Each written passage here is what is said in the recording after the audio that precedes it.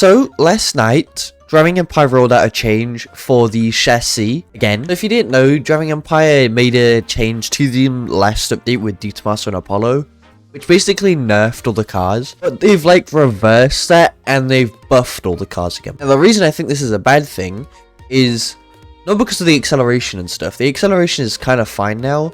Like if we go here, if you remember, this thing used to be like slow in my last video. It's faster now. It's like what an electric car should be.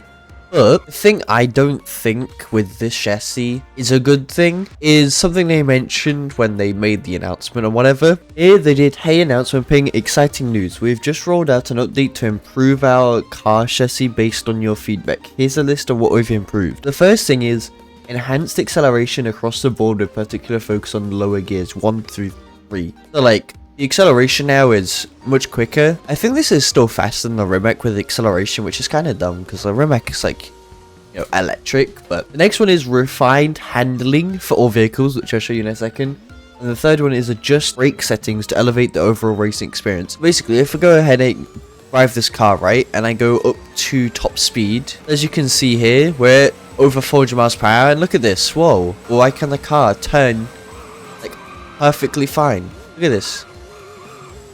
Look how fast we're going and look how good it's turning. Obviously, with the chassis that they'd had, this was not possible, which in real life you cannot turn these speeds. It's just not possible to turn how fast like this is. Personally, to me, this is the thing that makes it like not really bad, but like bad. If you remember old Driving Empire, obviously we're going through an era where it's not old Driving Empire anymore. Obviously, we're getting licensed cars, we're getting other stuff.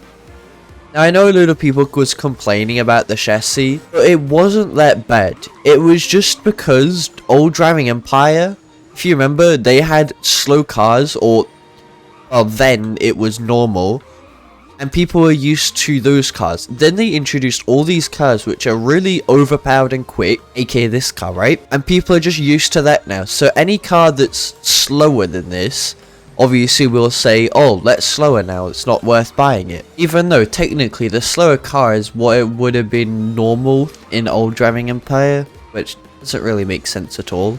To me, this whole chassis change is, I don't know.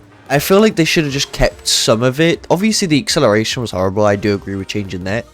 But the top speed, like handling-wise, you don't need to turn at over 300 miles per hour. No in real life stuff can turn that quick. And if Driving Empire try to build like the most realistic chassis, that's not one way to go about it. And personally, I think, like I said, it's a bad thing to rebuff this as much as they have done. Braking, I didn't really notice that they did too much with it, honestly. But I just don't think, if you look at my speed again, we're going this quick, right? Look how much we can turn. It's like I'm not even, like, going that quick. Cars in real life don't turn like this. Frost made a video last night, which I was too tired to make a video, honestly. He made a video about this chassis, and he's really good at racing. So I go to him when he, like, talks about chassis and racing stuff, because I don't know. But what he said is that it's too sensitive with the top speed, and he is right. This handling is very sensitive when you get high top speed, because the car's not meant to turn at that speed. I don't know in real life, but I personally don't think a car going 400 miles per hour can still turn as much as this car can. Look at the top speed, and then look how much we can turn. Look at this. In real life, oh, we've gone off here. Personally, in real life, I don't think a car going that speed can turn as well as this. And it's decided to just, okay, there you go. Now, one change with this chassis is somehow through all of this, they haven't put this back with their gears. So if we go all the way up, max gears are still 6. It still goes only up to 6 gears. Even with this whole chassis change, where you know they've had to change the chassis on this car. And like, they've adjusted gear stuff, and yet they didn't add the 3 gears back to this. I just don't think we need this overpowered cars in Driving Empire.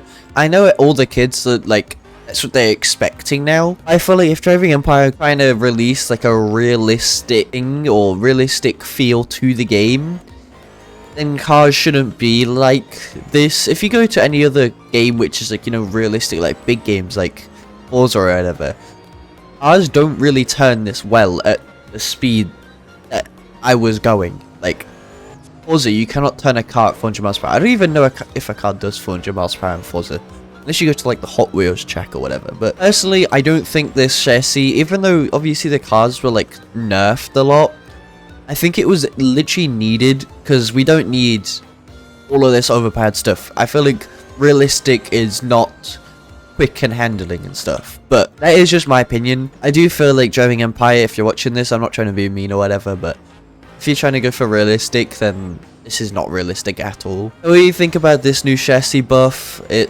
Yeah, and have a good day.